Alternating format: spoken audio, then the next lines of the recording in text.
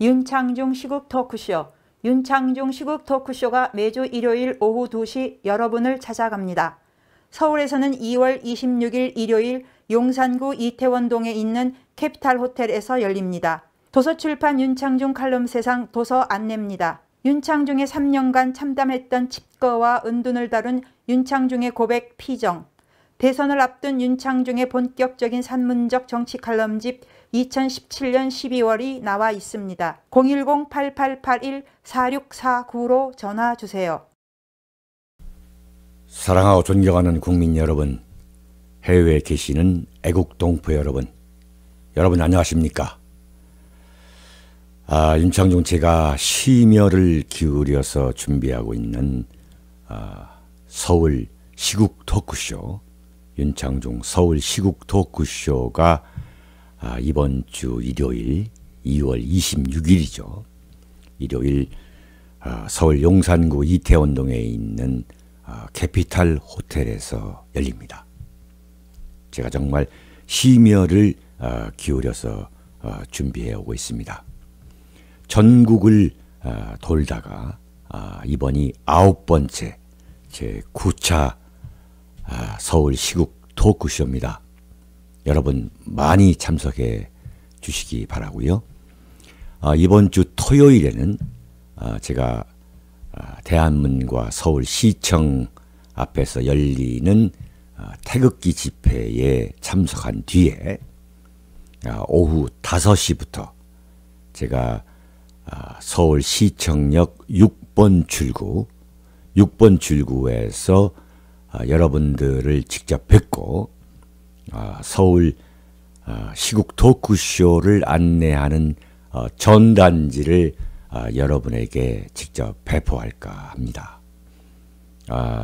서울시청역 6번 출구에서 이번 주 토요일 오후 5시부터 그 다음날 일요일에 열리는 서울 시국 토크쇼를 안내하는 그 전단지를 여러분에게 직접 제가 배포해 드리기 위해서 오후 5시 태극기 집회에 참석한 다음에 여러분들을 뵙도록 하겠습니다. 어제 제가 경상북도 문경을 다녀왔습니다. 그 문경 점촌역 그 광장에서 열린 태극기 집회에 참석해서 연설을 하기 위해서 제가 문경을 다녀왔는데요. 문경은 인구 7만 명의 작은 도시라고 할 수 있습니다. 그런데 정말 태극기 다발 속에 문경이 담겨져 있다라고 표현할 정도로 정말 거리에 가득 걸려있는 그 태극기 물결을 보면서 참 무한한 감동을 느끼지 않을 수 없었습니다. 그러니까 새로운 방식이더라고요. 태극기를 다는 방식이 이렇게 이 전봇대가 있지 않습니까? 이 전봇대에 여러 개의 이렇게 그 태극기를 꼽아놓는 거예요. 그래서 마치 그 거리가 태극기 다발 속에 담겨 있는 듯한 참 그러한 모습, 참 장관이었습니다. 그리고 그 점촌역에는 정말 새까맣다고 할 수 있을 정도로 참 엄청난 우리 태극기 시민들이 모였습니다. 정말 인구가 문경시가 7만 명밖에 되지 않는다는 거예요. 제가 물어봤습니다. 문경시가 도대체 인구가 얼마이길래 이렇게 많은 우리 태극기 물결이 이루어졌느냐 했더니 인구가 7만 명이랍니다. 그 7만 명밖에 되지 않는 그 문경의 그 점촌역 광장을 가득 메운 태극기 물결. 물론 그 인근에 상주, 예천, 또 멀리 또 대구에서 그 소식을 듣고 오셨더라고요. 그래서 제가 참 수많은 우리 태극기 동지 여러분들과 기념 촬영도 하고 참 그런 시간을 보냈습니다만, 제가 경상북도 문경에서 열리는 그 태극기 집회에 참석한 이유는 제가 산업화의 아버지, 제가 언론계에 있으면서 산업화의 아버지라고 제가 명명해 드린 혁명가 박정희 대통령, 혁명가 박정희가 대구사범을 졸업하고서 문경 초등학교에서 교편을 잡으면서 그 청년 시절 자신의 사유체계를 성장시켜 왔던 그런 문경, 그 문경 점촌역에서 참 그 문경이라는 도시가 태극기 바구니 속에 퐁당 빠져있는 듯한 그런 느낌을 받으면서 연설하면서 그 박정희 대통령의 딸인 박근혜 대통령에 대한 탄핵의 부당성, 탄핵은 반헌법적이고 원천무효이고 21세기 인민재판이고 마녀사냥이다라고 참 제가 절규하면서 한편으로는 참 무한한 그 행복함, 뿌듯함을 느꼈습니다. 혁명가 박정희, 산업화의 아버지 박정희 대통령, 그가 1961년 대한민국에서 5.16 혁명을 일으켰을 때 대한민국 국민 1인당 국민 소득이 얼마인 줄 아십니까? 80달러였습니다. 고작 80달러. 당시 유엔이 내놓은 통계에 따르면은 아프리카 가나보다 못 사는 세계 최빈국이었습니다. 당시에 대한민국의 GNP 수준은 북한에 비교할 때에 비교 자체가 되지 않을 만큼 세계에서 가장 최빈국의 하나였습니다. 그랬던 대한민국이 박정희 정권을 거치면서 산업화에 성공하고 여기까지 오게 된 겁니다. 세계 10대 경제 강국의 대한민국. 그런 대한민국의 법치 민주주의, 대한민국의 자유민주주의라는 국가 정체성과 역사적 정통성을 무너뜨리지 못해서 매일매일 고사를 지내고 있는 저 반대한민국 세력과 싸우고 있는 우리 대한민국의 자유민주주의 세력, 태극기 진영, 여기까지 우리는 기적을 이뤄냈습니다. 문경 점촌역 앞에 모인 그 수많은 우리 자유민주주의 세력이 흔드는 그 태극기 물결을 바로 누가 봐야 되느냐. 저는 연설을 하면서 지금 청와대 안에서 집거할 수밖에 없는 박근혜 대통령이 바로 이 감격스러운 장면을 봐야 하는 거 아니냐. 이런 생각을 저는 했습니다. 지금 보수 우파 그리고 대한민국이 반대한민국 세력에 의해서 무너져서는 안 된다는 절박한 위기감, 절박한 애국심을 갖고 모여든 그 광장에 모여든 그 감동적인 장면을 박근혜 대통령이 바로 목격해야 된다. 그래서 오늘의 칼럼은 과연 박근혜 대통령이 지금 헌법재판소가 판결을 내릴 때까지 과연 어떤 선택을 해야 할 것이냐.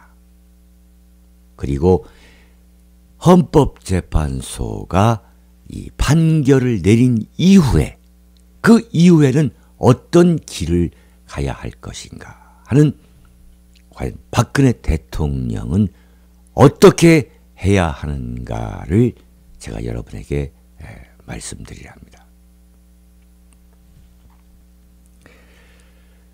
무엇보다 박근혜 대통령은 두려워 말아야 합니다. 제가 만약에 지금 박근혜 대통령을 만나서 조언을 드릴 수 있는 시간을 갖게 될 수 있다면은 제가 맨 먼저 드리고 싶은 말씀이 두려워 말라. 두려워 말라. 박근혜 대통령은 결코 두려워 말라라고 제가 말씀을 드리고 싶습니다. 박근혜 대통령은 대한민국의 최고의 권자, 최고의 그 영광스러운 권자에 올랐다가 하루아침에 더 이상 땅바닥 밑으로 내려갈 수 없는 보통 사람이라고 해도 더 이상 땅바닥 아래로 내려갈래야 내려갈 수 없는 그러한 지옥의 화덕 속에 빠져 있는 것은 사실입니다. 냉철하게 현실을 분석하고 직시할 필요가 있습니다. 그렇다면 역설적으로 박근혜 대통령은 더 이상 두려워할 것이 없는 겁니다. 사랑하고 존경하는 국민 여러분, 해외 애국 동포 여러분 역시 두려워할 필요가 없습니다. 박근혜 대통령 역시 지금 이 시점에서 헌법재판소의 판결을 앞둔 이 시점에서 박근혜 대통령에게 가장 필요한 어록은 두려워 말랍니다. 국가 최고 지도자가 아무리 탄핵이라는 지역적인 상황에 직면해 있는 것은 사실이지만 결코 두려워하는 모습을 보여서는 안 된다. 국가 지도자가 두려워하는 모습을 눈꼽만큼이라도 보일 경우 국민으로부터 조롱을 당하게 된다. 또한 역사 속에서 조롱의 대상으로 기록이 된다. 저는 이렇게 말씀드리겠습니다. 먼저 이 두려움을 깨고 당당한 그 박근혜 대통령의 그 원래 그 본 모습으로 돌아가는 것이 중요하다. 그러나 지난번에 정규제 TV의 모습을 나타내신 박근혜 대통령의 모습은 제 기대에는 못 미치는 다소 실망스러운 모습이었습니다. 두려워할 필요가 없습니다.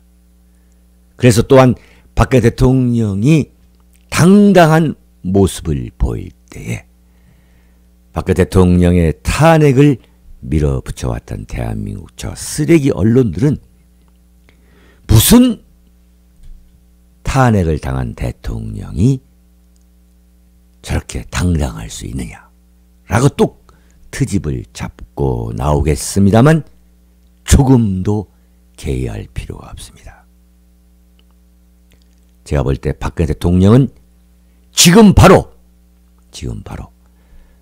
자신을 이 치욕의 화덕에 밀어넣은 자신의 적대 세력을 향해서 일대 반격, 대반격을 감행할 수 있는 뇌관을 터뜨려야 될, 반드시 대반격의 뇌관을 터뜨려야 될 아주 중대한 선택을 해야 할 시점이다. 이렇게 저는 말씀드리려 합니다. 자신을 이런 구렁텅이로 몰아쳐놓은 적대 세력을 겨냥해서 명확히 반격하고 보복하는 자세로 대전환해야 하겠다. 바로 헌법재판소가 탄핵에 대한 판결을 내리기 전에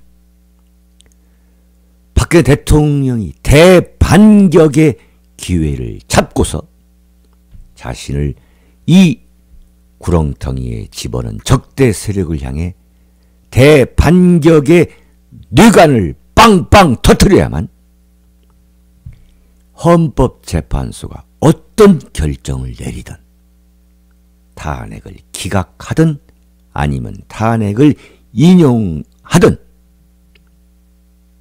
어쨌든 헌법재판소의 판결과 동시에 또 다른 대응을 할 수 있는, 어떤 대응을 해야 하느냐 하는 그 답이 나올 수 있게 되는 것입니다. 그래서 지금 저 청와대 안에서 세상에 있는 듯이 없는 듯이 지내는 것이 결코 바람직하지 않다. 저는 그렇게 보고 있습니다. 헌법재판소가 박한철이가 말한 대로 3월 13일 이전에 기필코 판결을 내리든 아니면은 지금 태극기 집회 세력이 지금 외치고 있는 대로 그 헌법재판소의 판결이 그 이후에 이루어지던 간에 제가 볼 때는 지금이 바로 대반격의 혹이다. 대반격을 위한 가장 바람직한 타이밍이다. 저는 이렇게 보고 있습니다. 지금 어떠한 그 대반격의 대반격의 타이밍을 잡아야만 헌법재판소가 어떤 결정을 내리든 간에 그 대응 자세, 그 대응책이 연결될 수 있는 그 기회가 마련되는 것이지, 지금처럼 침묵으로 일관하다가 헌법재판소가 어떤 판결을 내린 그 순간에 출발한다는 것은 너무도 늦은 출발이 된다. 그 대응이 실패할 수 있다. 저는 이렇게 말씀을 드리겠습니다. 박근혜 대통령은 제가 볼 때에 바로 이 순간에 5가지의 중대한 선택을 해야 합니다. 그것을 제가 하나하나 말씀드리겠습니다. 첫 번째,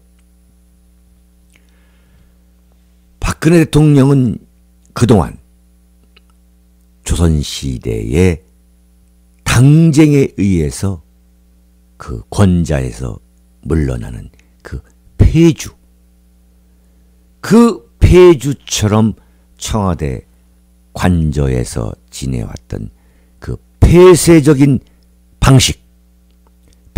방식을 당장 청산하고 다시 햇볕으로 등장하는 용기 있는 자세, 그 담대한 자세로 전환해야겠습니다. 왜 언론과의 접촉을 자제해야 됩니까?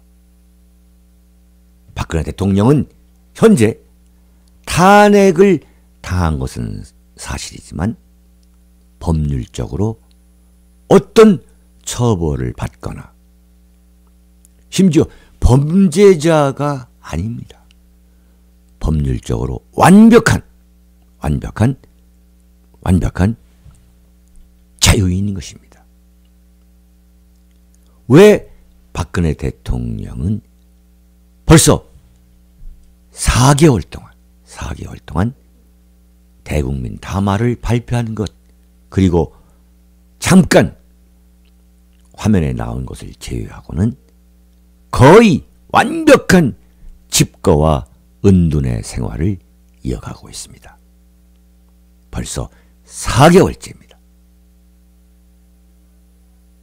당장 이런 폐쇄적인 모두를 일단락 짓고 당당히 햇볕으로 나서는 모습으로 전환해야 합니다.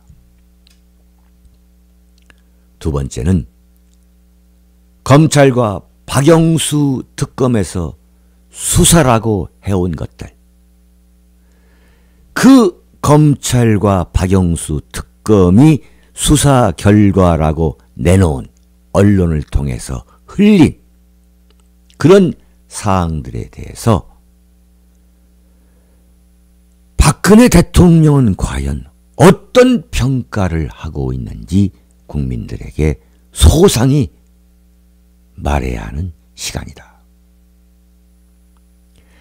헌법재판소에서 어떤 판결을 내리기 전에 박근혜 대통령이 직접 검찰이 내놓은 중간 수사 결과라는 그 날조된 급조된 그 엉성한 엉터리 수사 결과, 그리고 지금 박영수 특검이 무소불위의 아나무인의 그러한 수사 결과를 흘리고 있는 것, 거기에 대해서 박근혜 대통령이 나는 이렇게 본다.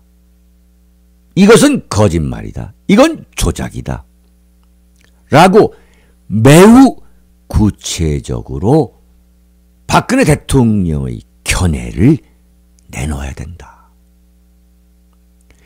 그래서 헌법재판소가 그 국회의 말도 안 되는 탄핵에 대해서 어떤 판결을 내리기 전에 박근혜 대통령이 먼저 국민으로부터 심판을 받도록 해야 된다.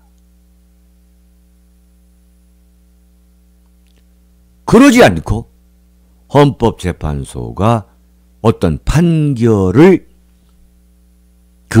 내리게 되면 그동안 검찰과 이 박영수 엉터리 특검이 내놓은 그 수사 결과라는 것이 이번 사태의 역사적 사초로 남게 된다, 이렇게 보는 거예요. 이건 곤란한 거죠. 지금 2016년 10월 이후, 그리고 2017년 2월 현재에 이르기까지 대한민국 현대 정치사를 검찰과 박영수 엉터리 특검이 쓴 그 버전이 역사의 사초가 되는 것을 막아야 된다. 이걸 누가 막아야 되느냐? 바로 장본인인 박근혜 대통령이 막아야 된다. 이번 사태에 대한 박근혜 대통령의 버전이 나와야 된다, 이거예요.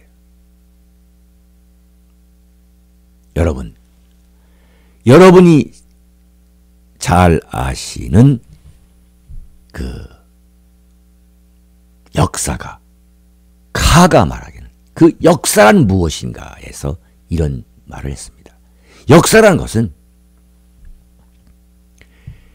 이 생선 시장에서 생선 한 마리를 역사가가 가져다가 살을 이렇게 정리하고 손질하고 뼈를 손질하고 해서 이것을 생선 찌개로 만들 것인지 생선 회로 만들 것인지 이렇게 요리를 한다는 거예요. 바꿔 말하면 역사라는 것은 우리가 생각하는 객관적 사실만을 모아서 하는 게 아니라는 거예요. 바로 역사가의 눈에 의해서 역사가가 선택하는 그 생선이라는 재료, 그 재료를 역사가가 선택한다는 거예요. 여러분 아시겠습니까?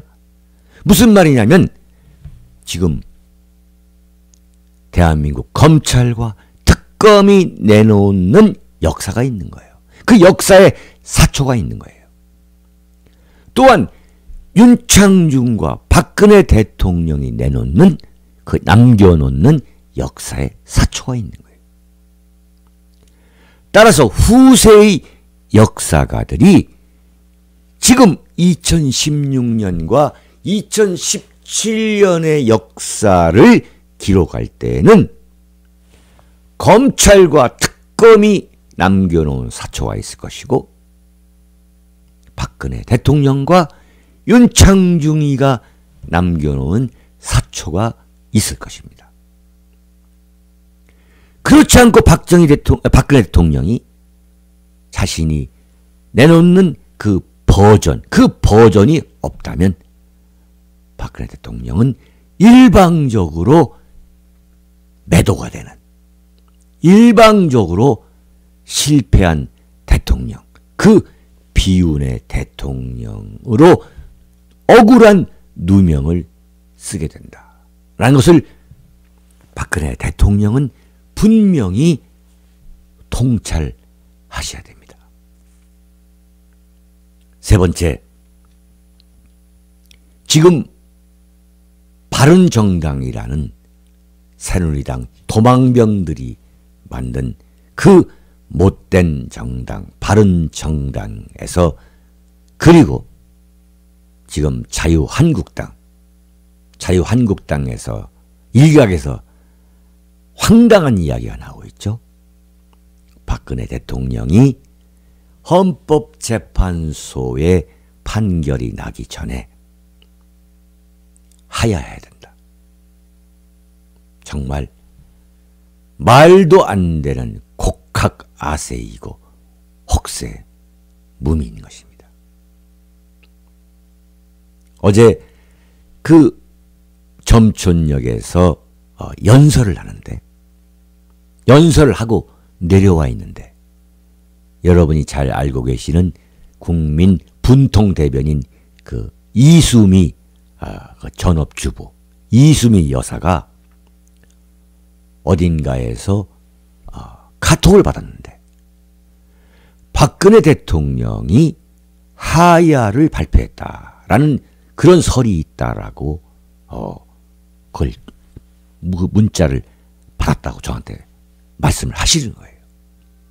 그래서 제가 급히 뉴스 검색을 해보니까 그것은 엉터리 소문이었습니다. 순간 그 주변이 얼마나 황당무계한 분위기, 초상집 분위기였는지 아십니까? 제가 묻고 싶어요. 바른정당에서 지금 박근혜 대통령이 탄핵 전에 하야를 해야 한다는 그 논리가 뭐냐면 국론이 분열되어 있다는 거예요. 국론이 극심하게 분열되어 있기 때문에 탄핵 찬성과 탄핵 반대로 분열되어 있기 때문에 박근혜 대통령 스스로가 하야를 해야 한다. 여보세요. 이게 바로 바른정당 주호영 원내대표라는 사람이 하는 얘기입니다. 여보세요. 엉터리 탄핵을 당신들이 해놓고서 지금 국론이 분열돼 있다? 검찰의 엉터리 중간 수사 결과 그것만을 놓고서 기다렸다는 듯이 탄핵을 밀어붙인 세력이 바로 당신네들 아닙니까? 당신네들이 더불어민주당의 그 세력과 함께 야당과 내통해서 탄핵을 선고시킨 사람들, 바로 바른정당에 가 있는 이명박 정권 시절 친이계, 그 친이계가 이런 탄핵을 만들어서 대한민국을 쑥대밭 만들어 놔가지고 대한민국에 국가 지도자가 없는 이런 나라를 만들어 놓은 창본인이 바로 당신 아닙니까? 주호영 당신. 바로 그게 김무성이고 그게 유승민인데 국론이 분열돼 있으니까 박근혜 대통령이 스스로 물러나야 한다. 그리고 여기에 동조하는 자유한국당 원내대표라는 정우택, 그런 혹세무민, 그런 곡학아세에 박근혜 대통령은 절대 넘어가서는 안 되는 것입니다. 세 번째입니다. 박근혜 대통령은 어떠한 상황에서든 헌법재판소 판결 이전에 스스로 하야해서는 안 된다. 만약에 박근혜 대통령이 스스로 하야하게 될 경우에 박근혜 대통령 본인의 안위는 물론이고 대한민국이 어떤 불행을 닥치게 될지 모릅니다. 지금 박근혜 대통령이 청와대 안에서 버텨주고 있는데도 이 정도인데, 만약에 박근혜 대통령이 스스로 하야를 하게 된다면 대한민국은 정말 걷잡을 수 없는, 종잡을 수 없는 혼란에 빠지게 될 것이고, 무엇보다 대한민국 안보가 어떤 참혹한 국가적 사태, 국가적 참사에 이르게 될지 모릅니다. 지금 박근혜 대통령이 탄핵을 당한 대통령으로 청와대에서 지금 계시는 것과, 그러면서 황교안 국무총리가 대통령 권한 대행을 지금 맡고 있는 이런 상황과 박근혜 대통령이 하야를 하는 상황에서 황교안 국무총리가 대통령 권한 대행을 그 역할을 하고 있는 상황은 그야말로 하늘과 땅 차이입니다. 그렇게 되면 대한민국의 안보와 치안이 일거에 무너질 수 있습니다. 결코 이래서는 안 되는 겁니다. 박근혜 대통령 본인의 안위는 물론이고 대한민국과 대한민국 국민의 안위를 위해서 결코 박근혜 대통령은 마음이 흔들려서는 안 됩니다. 네 번째, 박근혜 대통령은 현재 그 태극기 세력의 열정적인 애국심을 한 단계 더 승화시킬 수 있는 최상의 방법이 과연 무엇인가? 그래서 대한민국을 어떻게 하면 더 강건한 나라, 지금 이 시련을 잘 슬기롭게 헤쳐 나가서 더 강건한 법치 민주주의를 세울 수 있는 나라, 어떻게 하면 이 대한민국을 선진국의 반열 위에 비온 뒤에 땅이 더 굳어진다는 참 그러한 말이 있듯이, 어떻게 하면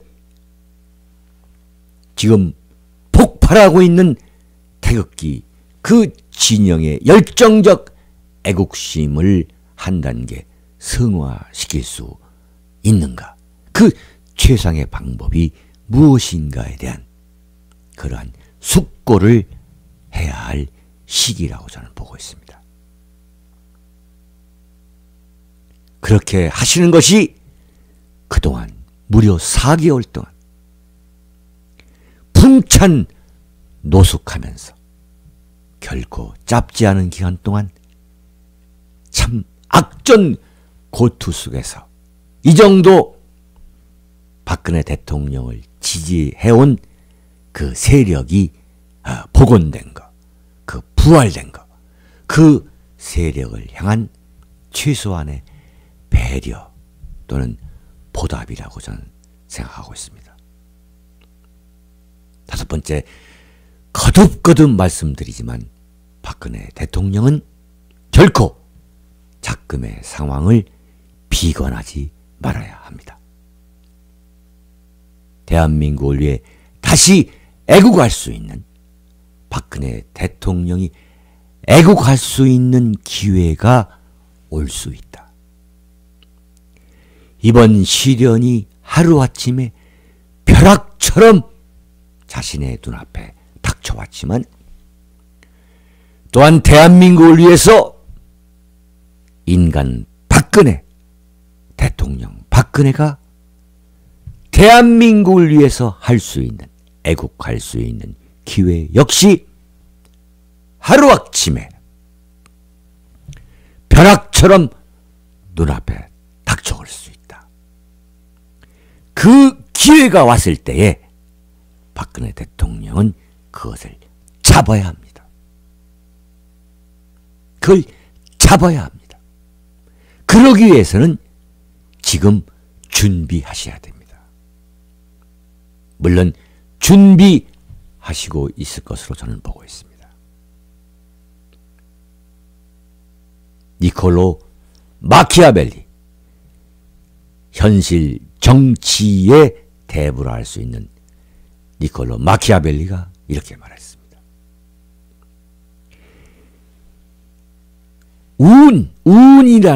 운은 무엇인가? 운이라는 것은, 기회는 무엇인가? 그 운과 기회라는 것은 여성과 같다 했습니다. 그 여성의 뒤태, 그 여성의 긴 머리를 하고 있는 것이 바로 운이요 기회라고 했습니다. 그 뒷모습으로 나타나는 것이 운이고 기회라는 거예요. 그렇다면 그 운이라는 여인의 그 뒷머리, 그 뒷머리를 과감하게 잡아야 한다는 거예요. 그 뒷머리를 잡아야 한다는 거예요. 그런데 그 뒷머리를 잡기 위해서 운과 기회를 볼 수 있는, 선택할 수 있는 그 눈을 가지려면 준비를 해야 한다는 겁니다. 준비하지 않으면 그 운이라는 기회, 그 여인의 뒤태를 하고 나타나는 그 운의 그 뒷머리채를 잡을 수 없다는 겁니다. 박근혜 대통령은 이 모든 시련이 대한민국 대통령으로 선택됐기 때문에 겪고 있는 불행이요, 고통이요, 시련이라고 생각해야 합니다. 선택된 자의 고통.